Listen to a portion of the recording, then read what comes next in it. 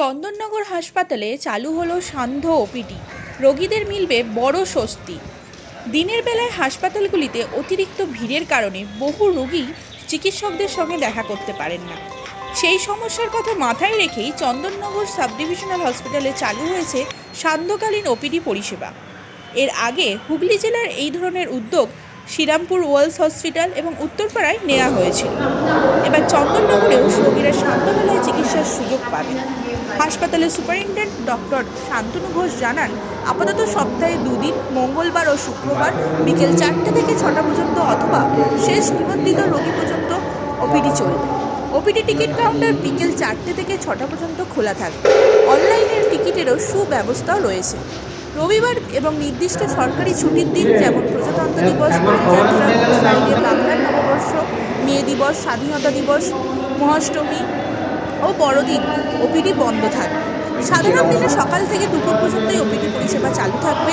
ভিড় বা সময়ের অভাবে যারা সকালে চিকিৎসা করাতে পারেন না, তাদের জন্য এই সান্ধ্য পরিষেবা বিশেষ উপকারী হবে বলে মনে করা হচ্ছে। যদিও চিকিৎসক ও স্বাস্থ্যকর্মীর ঘাটতির মধ্যে এই তবুও প্রশাসনের আশা এই নতুন উদ্যোগ মঙ্গলবার হবে না, তাই স্বস্তিদায়ক পদক্ষেপ হয়ে নিচের অংশটা নেই, তাই না? নিচের অংশ নিচেরটুকু দিন, তাহলে সন্ধ্যা বহির্বিভাগ নিচের অংশটা করে নিন, তাহলেই হবে। আমরা তুলছি নিচের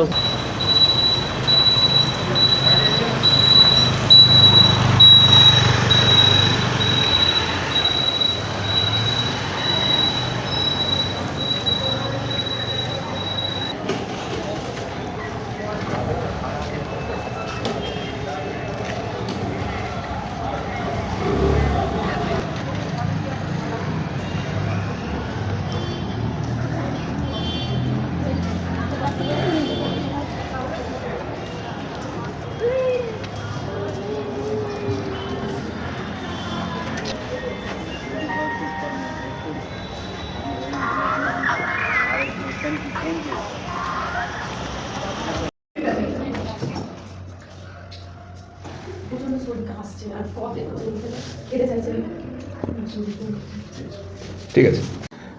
দেখুন, আমাদের পশ্চিমবাংলার নবরূপকার মুখ্যমন্ত্রী মমতা বন্দ্যোপাধ্যায়, তার সমস্ত, আমি যে কথাটা বারবার বলার চেষ্টা করি, যে একেবারে গ্রাসরুটের মানুষের অবস্থা এবং তারা যাতে স্বচ্ছন্দভাবে এই সমস্ত যেমন থাকতে পারে চিন্তাভাবনা তার মাথায় আছে।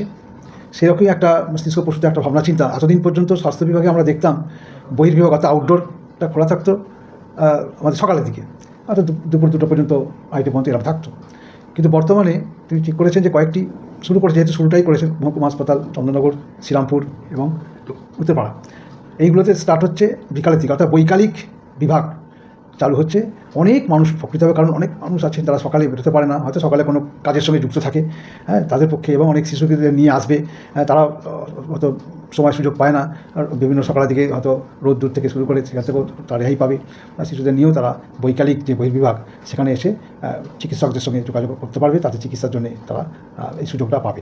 এই সুযোগটা দেওয়ার জন্য আমি শহরবাসী, বিশেষ করে চন্দননগর মিউনিসিপ্যাল কর্পোরেশনের পক্ষ থেকেও আমি আন্তরিকভাবে কৃতজ্ঞতা এবং ধন্যবাদ জানাই আমাটি মানুষের নেত্রী তথা পশ্চিমবাংলার নবরূপকার মুখ্যমন্ত্রী মমতা বন্দ্যোপাধ্যায়কে। ধন্যবাদ। করতে চাই, সুযোগ সুবিধা দিতে চাই, সেবা দিতে চাই, এটাই বলতে চাই। কী বার্তা দেবেন আপনি? বার্তা দেবো যে আমরা যেমন আপনাদের সেবার জন্য এখানে হাজির হয়েছি, তেমন আপনারাও এটাকে মানে ঠিকভাবে ইউটিলাইজ করুন। আপনারাও আসুন, আপনারা ব্যবহার করুন আমাদের এই যে সেবা, এটা নিন আপনারা আসুন, এবং যারা এই উদ্যোগ নেওয়ার জন্য বলেছেন তাদেরকে আপনারা ধন্যবাদ জানান, এটাই বলব। আমার নাম doctor Ishaq Mallick, pediatrician, medical college, চন্দননগরে আপাতত পোস্টিং।